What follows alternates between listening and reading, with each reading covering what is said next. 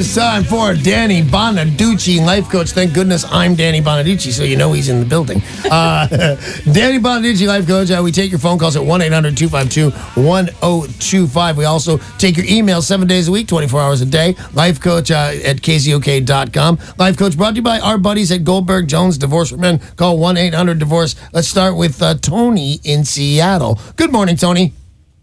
Hi, Danny. Thank you very much for calling. What can I do for you? I'm a fellow problematic redhead. All right, cool. I understand you completely. Yeah, I'm turning 50 in a couple weeks. Congratulations. Yeah, I can't believe I made it that far. Yeah, I thought the same thing. I thought the same thing at 35. I thought the same thing at 40. I thought the same thing at 50, and I thought the same thing this morning. So what do you got for me? Well, I got married a number of years ago to a gal that I met in a 12-step program. Right. And I didn't know, the extent of her addiction at the time. How long had you been sober when you married another person in the program?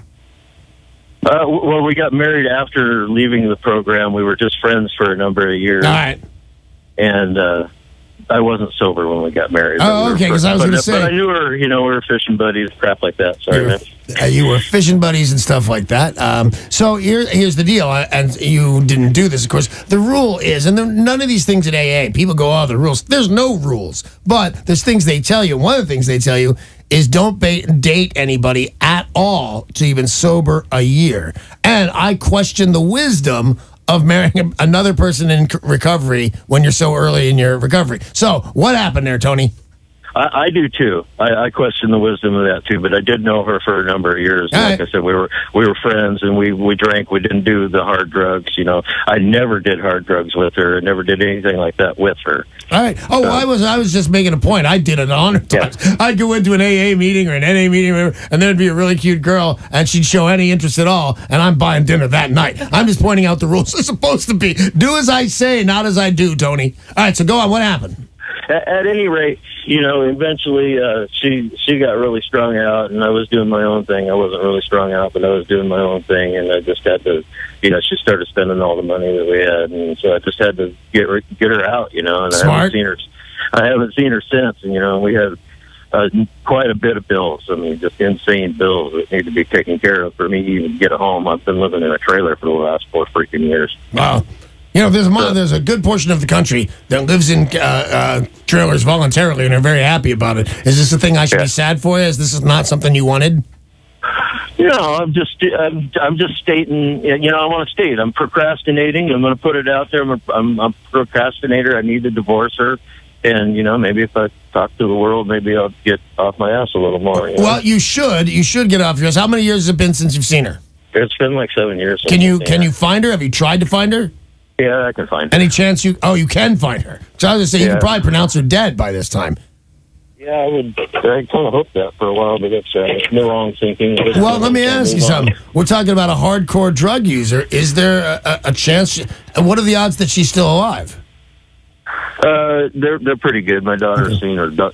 Sees her son every once in a while. So. All right. I forget what the actual thing is. Rick, you should have called him Rick Jones was here, but it's not that bad. You just Google it and find out the name. You got to do this. You got to do your due diligence, and that is you got to ask around about her with people who should know. You got to ask her mom, somebody else that you know, a cousin, whatever it is, so you can say on the court documents, I can look for. Then you got to put an ad. You don't gotta. You should put an ad in the newspaper of her hometown or the last place she lived. So then again, you're saying, no, look what I did. I called her mom, and we couldn't find her, and I put an ad in the newspaper to find her. And then, if she comes forward, it's an abandonment issue. And since you think she's alive, when I see that she's a drug addict and she's not in great shape and she left strung out, I always assume death. That's why I was thinking that way in my heart and mind. But if you contact her after 7 years, it's an abandonment thing. This is a 1, 2, 3 step. You should hire a lawyer. It's going to cost you all of $1,500 because things can go bad. Don't think I'm going to do this myself. Nobody wants to fight about it. It doesn't matter. Hire a lawyer. It's going to cost you about $1,500 and divorce this chick on grounds of abandonment. It'll take you 30 seconds once the judge gets the papers. Good luck and hang in. Stop procrastinating, Tony, and get that divorce. Tony, you bastard. If you've got a question for the life coach, there is still time this morning for you to call 800-252-1025. Ian in Seattle, you're on with the life coach. Hey, Ian. Hey, Danny, how you doing? I'm good, man. What's up?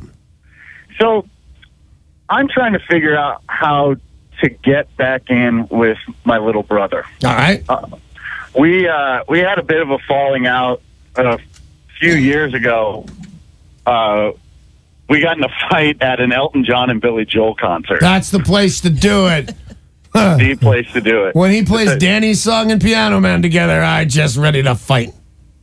Yeah, right? Saturday night's all right for fighting. Yeah, exactly. It was Elton's fault. It was Elton's fault all along. But the thing is he's the youngest. I'm the oldest. Right. And I've always felt like he's been in my shadow. He has. And which I think is not wrong.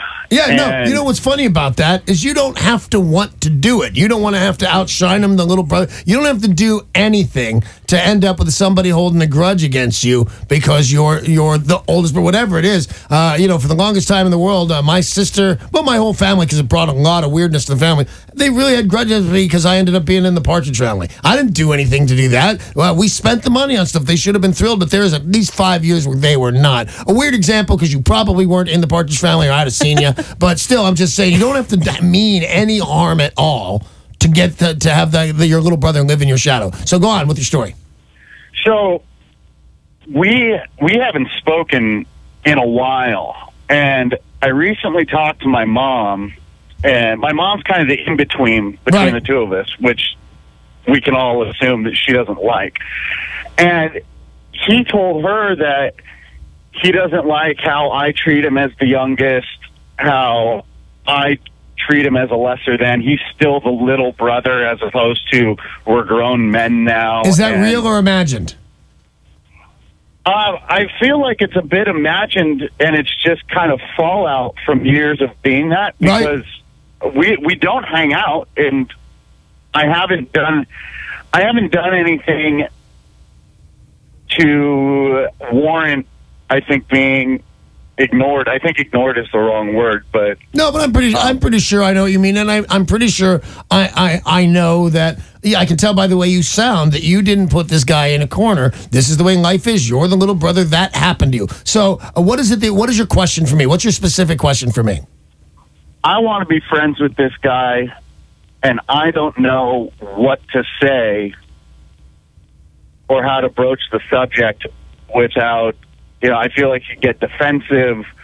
I don't know how to call him and say, hey, look. Here's the thing. I'm going to tell you what to do there, Ian. That's why I'm the life coach, and that's why you called me. You're going to call, might be a nice email, so it shows you did some effort. Nice, and it'd be a lot shorter and less worded this way if it were a handwritten note. You pick. And by the way, you can do all three. If the email didn't work or the phone call didn't work, and the phone call sounds good, here's what you're going to do. You're going to agree with everything, and you're going to say you're sorry. Right now, because I put down the volume so you can't yell at me. I know that you go, but I didn't do anything. So what? The call is not how do I make him see my side. The call is how do I get back together with my little brother? And you call him up and you go, hey, Steve, it's me, Ian. You know what? I'm sorry. For years, you know what? I kind of cast you, and he's going to go and be real humble and talk about how the kids want to see him if you have any. But that's what you're going to do. As weird it is, and you sound like you can do it. There's a million guys that couldn't do it, but I wasn't wrong. I didn't do anything. So what? You want to see your little brother again? Tell him you're absolutely right, man. I'm sorry I treated you that way. I'm an idiot. Can we be friends again? And 100% chance he's going to go, yeah, that is awesome, man. Let's go out for a burger or something. So call up, say these two words. You're right, and I'm sorry. Now fill in approximately 300 words in between there, and that's the perfect phone call. Good luck, Ian. We've got time for another caller on Danny Bonaduce, Life Coach. Here's Rick in Brennan. Hey, Rick. Yes. What's up? Well, I sold my property, and there's a mobile on there, nice place to live. Needed some work on it. My brother-in-law was going to buy it with the stipulation I get to keep my shop until I die. Right. A lot of money in this shop. It's a nice shop, man.